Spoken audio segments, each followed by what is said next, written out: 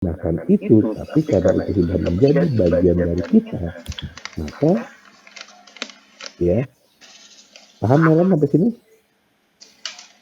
Iya Pak, paham Pak. Terima kasih Pak. Oke, yang lain paham ya apa yang saya jelaskan? Ada lagi yang lain? Silakan kalau mau ada yang mau bertanya.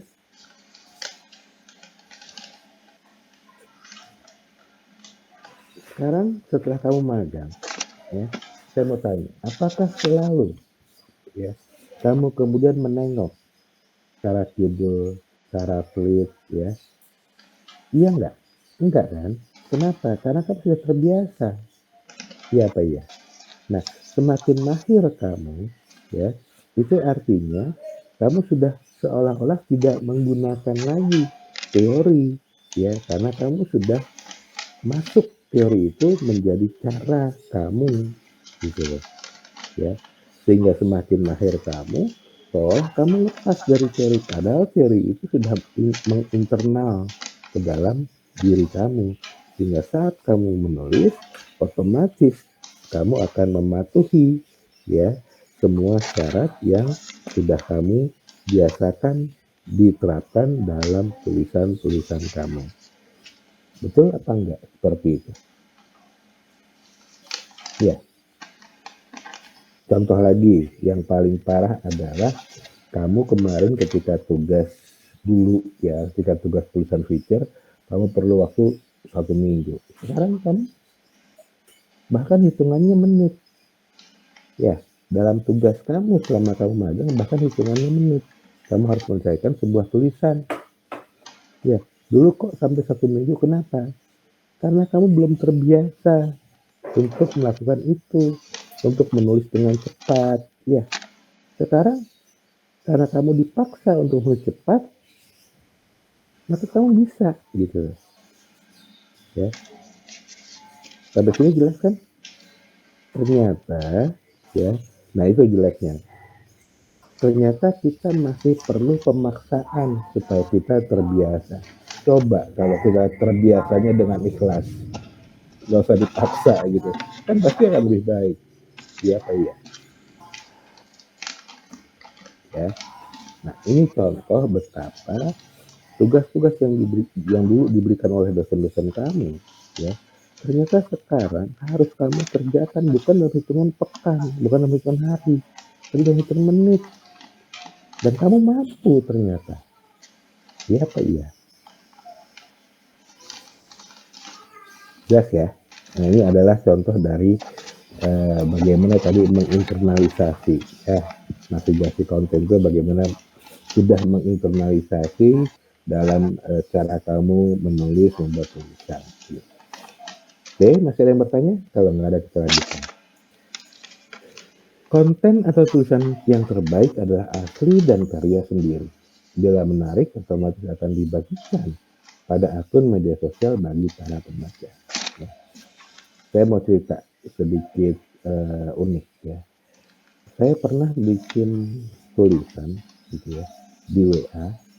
Ya, cuma jeleknya saya nggak pernah pakai nama gitu ya. Kemudian saya share nih ke grup. Ya.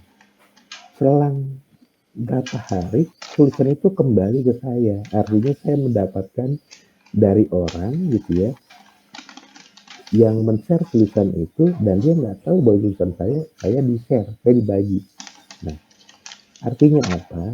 Kalau tulisan yang kita buat itu menarik ya, itu pasti deh akan kembali ke kamu entah berapa lama. Kenapa? Karena semua orang membagikan itu gitu. Kan saya ketawa ya, tulisan yang saya buat kemudian kembali ke saya selang berapa hari oleh orang lain, dan orang itu merasa bahwa ini bagus nih tulisannya nih gitu, terus saya di-share, baca deh tuh. Pernah kamu mendapatkan atau seperti itu ya? Jadi ini adalah contoh dari penjelasan kalimat barusan. Jika merasa belum cukup dengan tips di atas, berbagai tentang tips SEO layak dicoba. Ya, ini ada beberapa, kamu bisa baca, ya. Gunakan meta description tentang isi satu halaman web yang muncul di pencarian dengan cara menempatkan kode tertentu dalam desain web. Nah, ini siapa yang paham nih, ya. Ini agak-agak teknis sedikit dan artinya kamu harus paham juga bahasa apa namanya? Ayo, siapa yang tahu? Pemrograman, Pak. Bahasa Oh, pemrograman. iya, bahasa program. Itu biasanya pakai apa tuh kodenya? Ya, yang umum adalah I, ya, I dan O, gitu ya. Oke. Kemudian yang kedua, buat URL yang baik, menampilkan nama website diikuti judul artikel, ya. Nah, ini URL ini, nah ini sering kali ketika kamu ngasih link ke saya, linknya ternyata ya yang pertama tulisannya nggak bisa kebuka, ya. Yang pernah saya alami, yang pertama tulisan yang kamu kasih link itu nggak bisa dibuka. Yang kedua, ternyata link yang kamu kasih, ya, itu bukan menuju tulisannya, tapi hanya menuju sampai pada beranda situsnya, gitu, ya.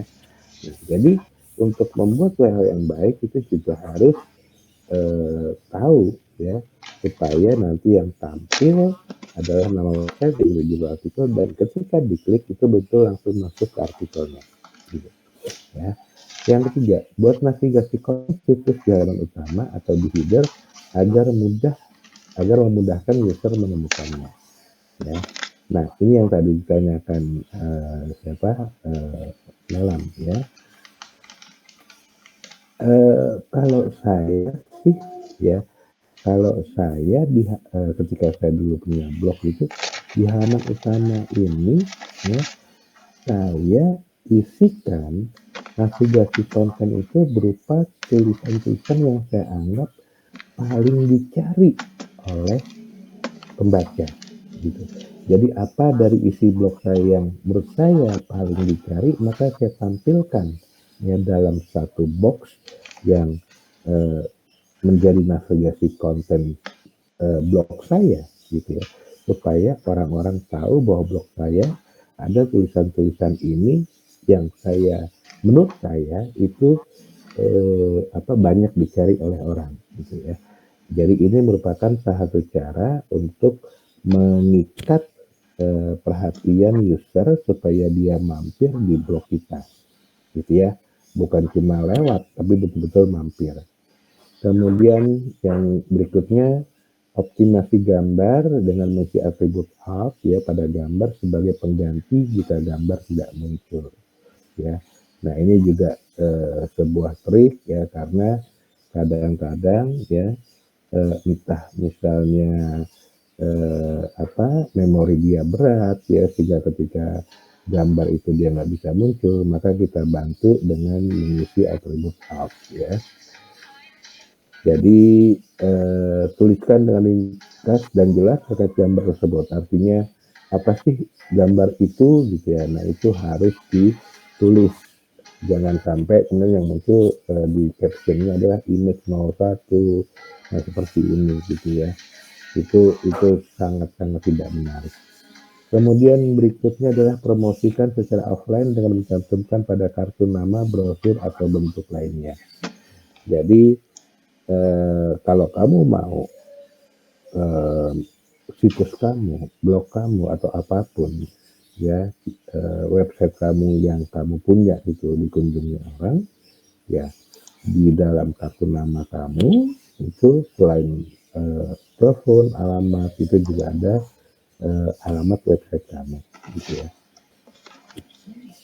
Kemudian update secara berkala dan rutin. Nah, ini jangan-jangan kamu udah lupa ya bahwa kamu punya blog, gitu ya, sehingga karena udah lupa jadi kamu tidak mengupdate, gitu ya. Iya apa iya? Ya. Kemudian dapatkan backlink via iklan atau media sosial. Backlink ini adalah apa maksudnya?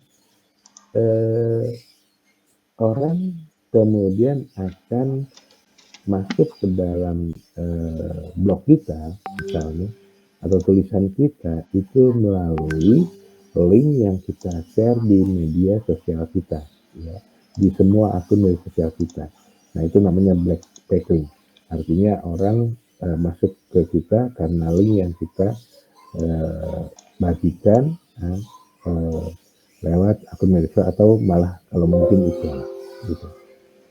Ya, kemudian hindari konten flash and splash karena flash and splash, sorry, ya, karena SEO tidak akan membacanya. Apa artinya flash and splash? Siapa? Siapa yang paham flash and splash? Flash artinya apa? Cepat. Apa artinya flash? Sri, apa Sri? Nggak tahu. Lihat, cari deh di smartphone kamu. Jadi bukan smart Sri ya, tapi masih smartphone ya.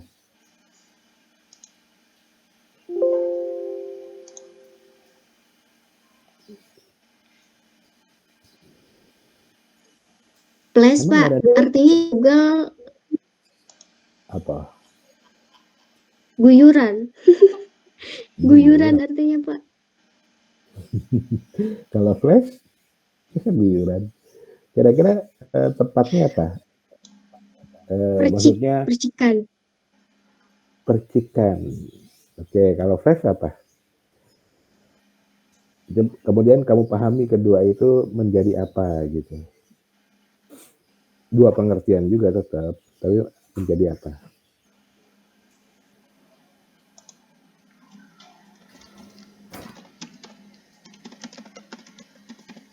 Siapa yang tahu? Dita? Paham? Terjemahan bebasnya atau kemudian dia menjadi istilah gitu? Apa dia? Flash itu kilatan, Pak. Nggak jelas suara kamu apa? Flash kilatan artinya. Terus kalau flash tadi, percikan tadi, jadi kira-kira maksudnya seperti apa? Mungkin yang sekilat gitu Pak, jadi informasinya itu singkat, belum terlalu jelas, kayak belum terlalu lengkap gitu. Itu untuk yang flash atau untuk dua-duanya?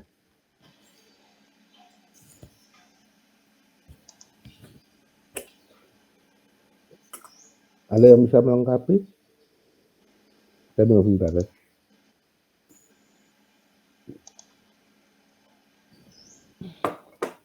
Ada? Ternyata banyak yang nggak masuk ya, nggak nambah-nambah sampai sekarang yang berkurang ya.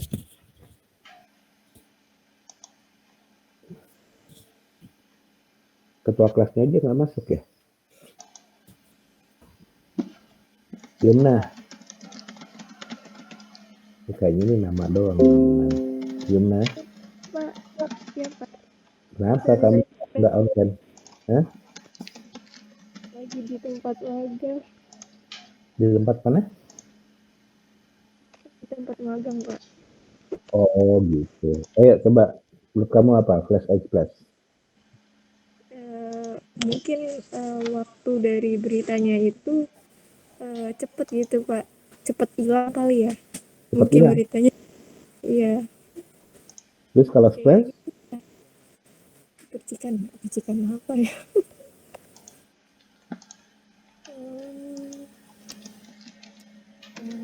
Kurang tahu deh, Pak. Oke. Tapi kamu ngikutin terus ya kuliahnya ya? Tadi saya joinnya agak telat, Pak. Oh iya, mau kelihatan. Agak telat. Ya, Pak. Maaf ya, Pak. Yuk. Oke, ya. Flash and splash itu adalah konten yang pertama singkat ya, kedua apa ya, sudah kemudian singkat, kemudian tidak penting ya, tidak manfaat gitu loh ya. Jadi konten flash and splash itu artinya ya ya tadi konten yang singkat, yang ringkas dan tidak penting atau bermanfaat ya. Kenapa SEO tidak akan membaca ya? Kenapa SEO tidak akan membaca konten yang flash and splash ya? Itu satu tadi. Kalau untuk konten. Kemudian kalau untuk desain, flash and splash itu adalah apa, kalau istilah kamu tuh bling-bling gitu ya. Itu kalau desainnya kemudian seperti itu ya, barangkali ya, kenapa saya tidak membaca? Karena tidak, dan yang pertama tadi karena orang jarang betah, jarang mau untuk membuka situs yang memuat itu gitu ya, memuat isi yang singkat kemudian tidak penting, siapa yang mau baca? Apalagi kalau kemudian desainnya bling-bling gitu ya. Nah, jadi kira-kira ya arahnya ke situ ya. Cuma pesan saya, coba kamu cari lagi kira-kira pemahaman yang benar flash dan splash itu apa sih gitu ya. Kemudian berikutnya pilih desain web yang sederhana, tidak terlalu full color karena loadingnya sangat berat, dan right sidebar-nya ya itu umumnya melihat dari kiri ke kanan ya. Jadi kalau misalnya ada desain web yang tidak seperti ini ya sebaiknya jangan digunakan gitu ya. Kemudian berikutnya adalah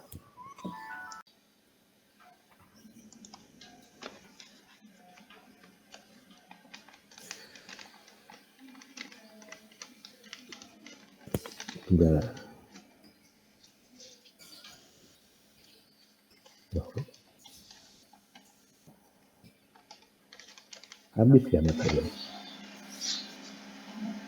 Oke, sebelum kita beranjak ke materi berikutnya, ada yang mau bertanya soal SEO?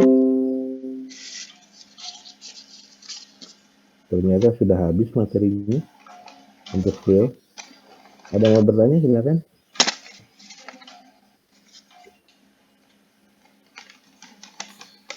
Kalau nggak ada, kita masuk ke materi berikutnya ya, materi 11, gaya penulisan website. Oke, ya.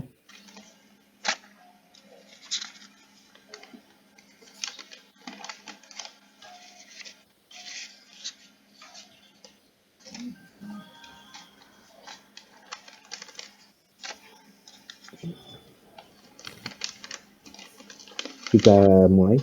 Karakteristik media dan kebiasaan membaca online atau reading habit membuat tulisan harus dijadikan secara ringkas, lugas, dan nyaman. Ya, ini umum sebenarnya. Ya. Kemudian hasil pakar studi web usability ya, bahwa kecepatan membaca di media online 25% lebih lambat dari media cetak. Ya. Nah, kemudian berikutnya itu keterangan teknis. Kita masuk sekarang ke kaidah menulis online. Ya, ini kamu sudah tahu semua ya bahwa apa sih maksudnya dari istilah-istilah ini, dari 5 kaidah ini kamu sudah paham semua. Tapi sekarang persoalannya adalah apakah kamu sudah menerapkan ya 5 kaidah ini? Nggak usah jauh-jauh, di dalam blog kamu aja ya, atau kemudian kalau bisa dan kalau sudah mampu di dalam magang kamu ya. Apakah kamu sudah bisa menerapkan tulisan yang scannability, readability, usability, findability, visibility. Nah, kalau belum, apa alasannya? Ada yang belum? Silakan kita diskusi. Dari 5 kaidah ini, siapa yang belum mampu menerapkan dalam blog kamu minimal